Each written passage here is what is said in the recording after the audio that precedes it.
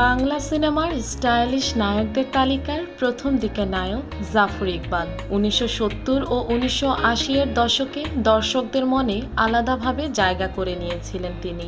নতুন প্রজন্মের অনেকেই হয়তো চেনেন না চিত্রনায়ক জাফর ইকবালকে। একই সঙ্গে গায়ক ও নায়ক ছিলেন তিনি।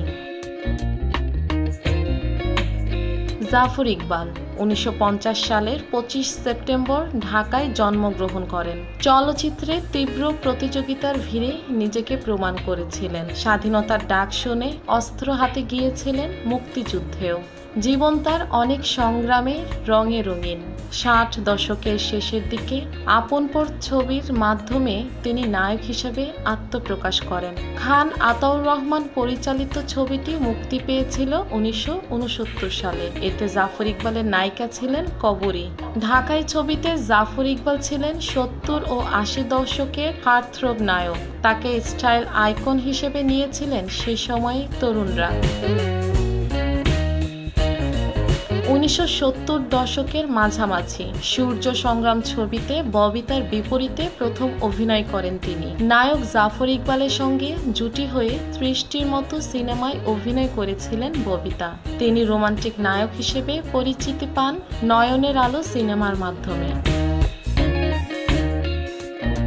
1975 সালে মুক্তি পাওয়া মাস্তান ছবির বদৌলতে ড্যাশিং নায়কের পরিচিতি পান জাফর ইকবাল।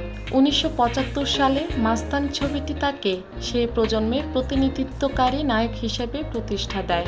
স্বাধীনতার পরবর্তী সময়ের রাগী, রোমান্টিক, জীবন যন্ত্রণায় পীড়িত কিংবা হতাশা থেকে বিপদগামী তরুণের চরিত্রে তিনি ছিলেন পরিচালকদের অন্যতম পছন্দ।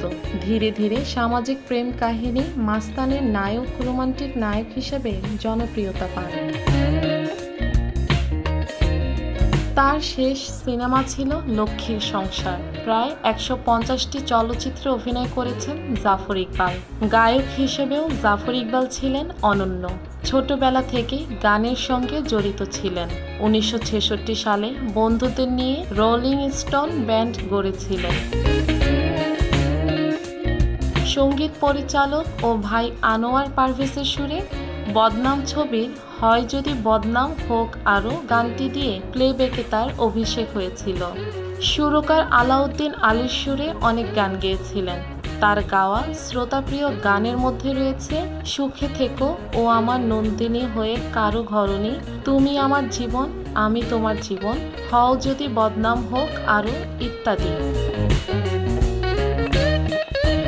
1980-র দশকে কেন তুমি কাঁদলে শিরোনামে তার একটি অডিও অ্যালবাম প্রকাশিত হয়েছিল। বাংলাদেশ টেলিভিশনে 25 বছর উদযাপন অনুষ্ঠানে এক হৃদয়হীনার কাছে হৃদয়ের নাম কি আছে গানটি গেয়েছিলেন জাফর ইকবাল। পরে রফিকুল আলমও এই গানটি গেয়েছিলেন। 1992 সালের 8ই জানুয়ারি তিনি না ফেরার দেশে চলে যান।